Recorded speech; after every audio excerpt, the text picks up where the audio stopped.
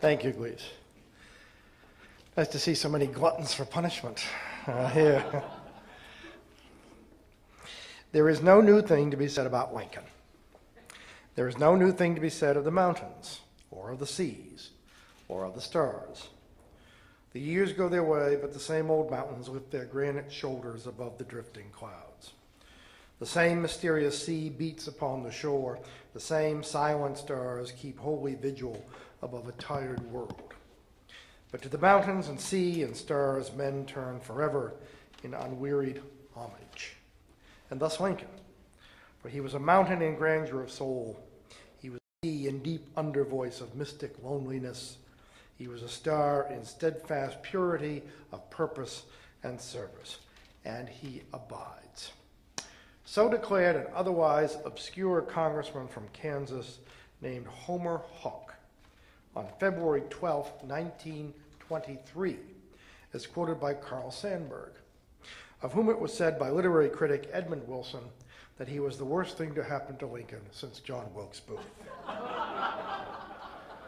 All of which goes to show that while fascination with our 16th president is unending, so are frictions within the sometimes unfraternal fraternity of Lincoln scholars.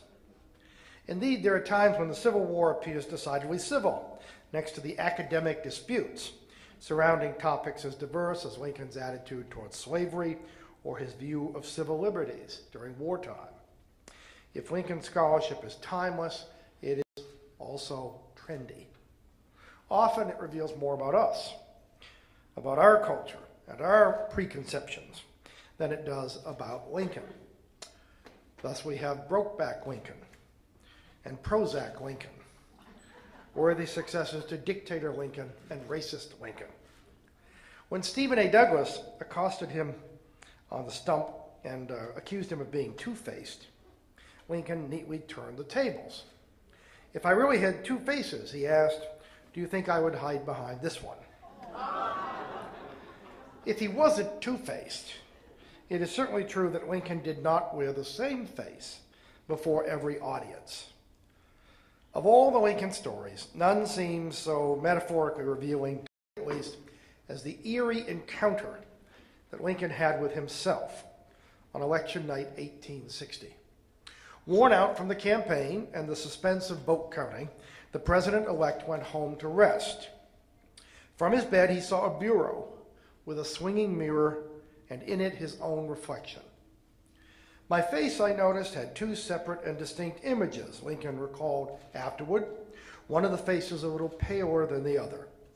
I got up and the thing melted away. My wife thought it was a sign that I was to be elected to another term, and that the paleness of one of the faces was an omen that I shouldn't see life through that term. The story foreshadows the terrible price exacted for Lincoln's political self-realization. More than that, it hints at a friend's later description of Lincoln as, quote, a man totally swallowed up in his ambitions. In truth, the man in the mirror was many men, the dual images reflective of one who combined opposites with astonishing ease. What is conservatism? Asked candidate Lincoln early in 1860. Is it not adherence to the old and tried against the new and untried? Yet just 2 years later, amid the smoke and steel of civil war, Lincoln sounded a radically different note when he told Congress, quote, the dogmas of the quiet past are inadequate to the stormy present. The occasion is piled high with difficulty, and we must rise with the occasion. As our case is new, so we must think anew and act anew. We must disenthrall ourselves, and then we shall save our country. As contradictory in his personality as in his politics, Lincoln revealed much when he declared that, quote, the fiery trial through which we pass will light us down in honor or dishonor to the latest generation. For Abraham Lincoln, life itself was a fiery trial, a permanent campaign, waged not alone for office, but for the good opinion of his fellow citizens and the chance to be honorably remembered to the latest generation. A century and a half later, we are still debating the multiple faces of Abraham Lincoln. Is he the great emancipator of tradition, or the racist caricature drawn by some academics in our own time? the champion of popular self-determination, or the incipient dictator, trumpeting human rights while suspending individual liberties? Is he the teller of vulgar stories, or the author of imperishable prose? Is he one of us? Or was his friend Joshua Speed nearer the mark when he said of Lincoln, he could act no part but his own. He copied no one, either in manner or style. I don't know who my grandfather was, Lincoln once observed. I am much more concerned to know what his grandson will be. That he didn't know his grandfather was not due to a lack of curiosity on Lincoln's part. In fact, he once confessed to his law partner, William Herndon, that he believed his mother to be the illegitimate offspring of a nameless Virginia aristocrat. Then he swore Herndon to secrecy. The story hints at Lincoln's lifelong conviction that he was profoundly different from the unlettered, often complacent frontiersman with whom he was linked for political purposes. There was no romance to be woven from his childhood, Lincoln told his 1860 campaign biographer, John L. Scripps. In an oft-quoted disclaimer, the candidate insisted that his early years in Kentucky and Indiana amounted to nothing more than what he called, quote, the short and simple annals of the poor. One soon learns that with Lincoln, however, few things are short and nothing is simple. The truth is that Lincoln spent a lifetime not so much celebrating his rustic origins as escaping them. It wasn't the $8 a month flatboatman to whom his philosophy of social mobility and free labor paid tribute. Rather, it was a system of self-government that offered him and other common laborers the chance to be uncommon. For Lincoln, frontier life was a tireless effort to prove himself and to improve himself, while simultaneously vindicating the ideas of individual dignity contained in the Declaration of Independence. Now, another clue to Lincoln's character is his surveying career. A surveyor, after all, is an executive of nature. He stamps order on chaos by fixing his name to previously uncharted territory.